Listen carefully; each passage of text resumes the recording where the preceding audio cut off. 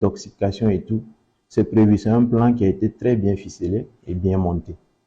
Et si vous remarquez, c'est une guerre psychologique qu'ils sont en train d'entamer. Ils ont d'abord cherché à diviser les membres du MPSR qu'ils, entre guillemets, qu'ils pensent être seulement du MPSR.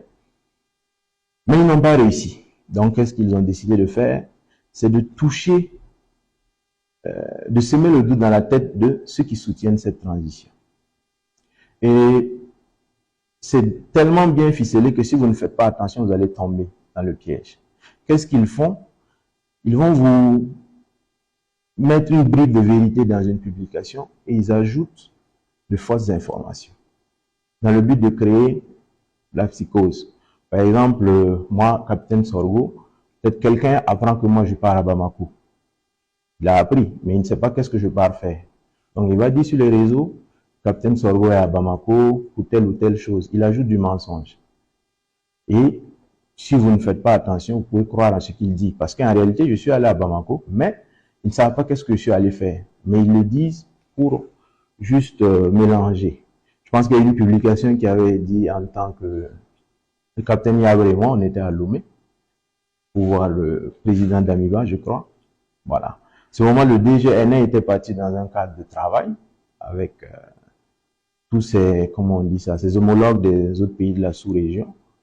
La part de vérité, c'est que le capitaine Yabre était vraiment à Lomé. Mais moi, je n'y étais pas.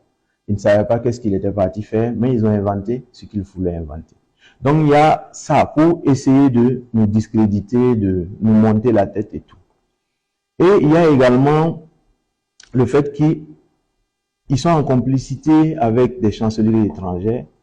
Et tous ceux qui font ça, c'est surtout pour des intérêts individuels. Parce que, qu'est-ce qu'il faut faire? Pour pouvoir nous déstabiliser, il faut créer des mensonges qui pourront être peut-être vérifiés ou quelque chose comme ça. Donc, qu'est-ce qu'ils font? Ils vont vous fabriquer des choses, ils ont leur plan, ils déroulent. Dès que vous découvrez certaines informations, ils anticipent et ils communiquent. Genre, nous allons arrêter telle ou telle personne, il y a quelque chose qui va se passer ici, telle ou telle chose, parce qu'ils savent. L'objectif recherché, c'est quoi? Dans les deux cas, je pense qu'ils gagnent.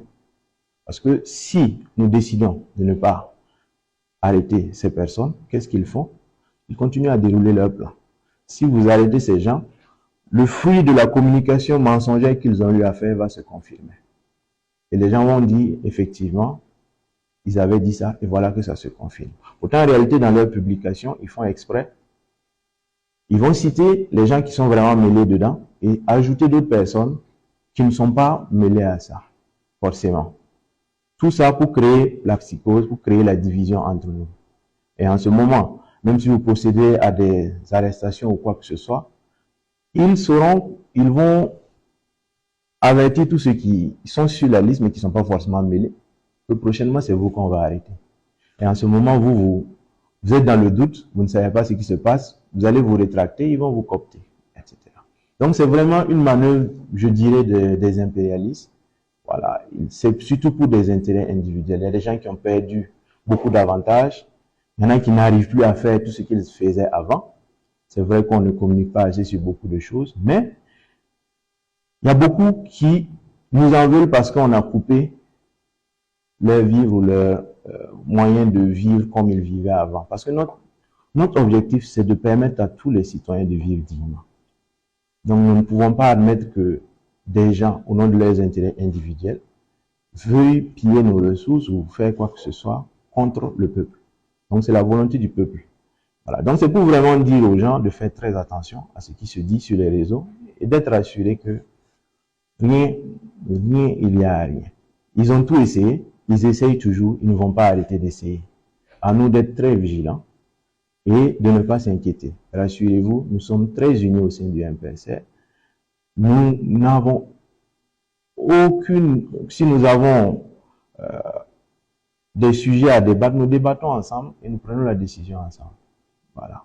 Donc, c'est pour vous dire que rien, tout ce qui se raconte sur les réseaux, c'est juste des histoires. C'est juste pour diviser, pour nous empêcher en fait de nous concentrer sur nos objectifs.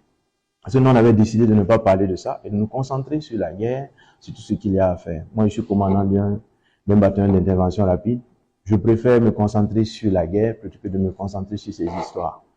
Voilà. Donc, l'objectif, c'est de nous distraire. On n'aura pas de résultats sur le terrain et ça va impacter. Voilà. Donc, nous tenons vraiment à rassurer les gens que tout va très bien entre nous. Il n'y a aucun souci.